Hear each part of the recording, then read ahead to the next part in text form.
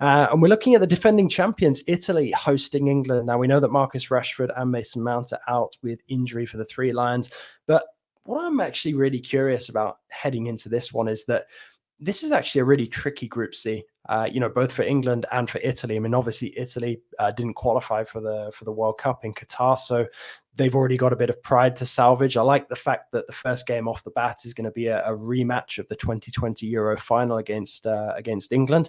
But you look at this group, I mean, North Macedonia as well have managed to pull off their fair share of shocks in the last couple of years as well. Just ask Germany.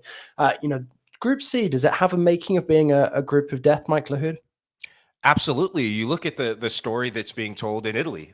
There's revenge on their minds when they see North Macedonia on the list as well. I like the fact that this opens up with the rematch for a couple of reasons. A European championship or a major tournament without Italy, it's a bit odd.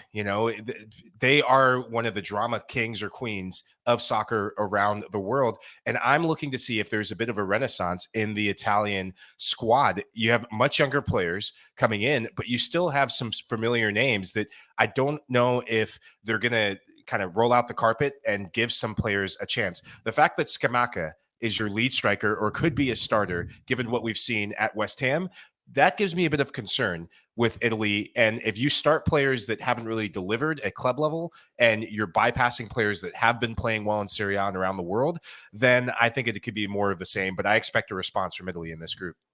Who would you pick as the main striker, Mike, ahead of Scamacca then? For Italy? I would go with, obviously, That's a good one, Nige. Yeah. That's the problem.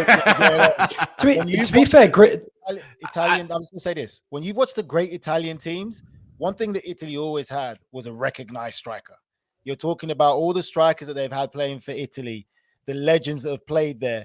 Now, recently, they don't have that no more. They're struggling to produce that striker that's going to get goals. And I think that is one of the worrying things for Italy, because obviously watching West Ham as well, Scamacca hasn't been great. And Italians have always been, they've always been well organized, difficult, hard to beat. Their production when it comes to defenders is always great. Midfielders also is great. But they've always had the strikers. You're talking about Baggios.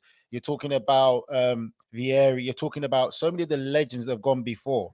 Now, in this generation, in these periods for the past couple of years, they've struggled to produce a striker. And you hesitating, Mike, just tells you enough in the sense of what is the problem with Italy. Well, they've got quality coming through, though, surely, with Gnonto, for example. I know you guys are going to wax lyrical about him in a minute, but also Grifo. Shout out to Ian Paul Joy, because I know that he'd get really angry if we weren't praising Bundesliga quality, but Grifo has, he's been, I'm not going to say prolific scoring, but consistently scoring in Germany the last couple of years. So, perhaps calling him up is deserved. But AJ, also, need prolific. This is Italy you're talking about. They've always had a prolific goal scorer. One of their star players has always been a goal scorer, and they just haven't produced consistent one in recent years. At the last Euros, would you say that their striker was prolific? No, they wasn't. But they grinded out results. But still, for winning, like you're talking about the World Cup. Like, yes, they won the European Championships, and obviously they were under a lot of pressure. But still, when you look at them, when they come against better opposition, Italy has always had a prolific striker. I think that is a big thing that's missing, in my opinion.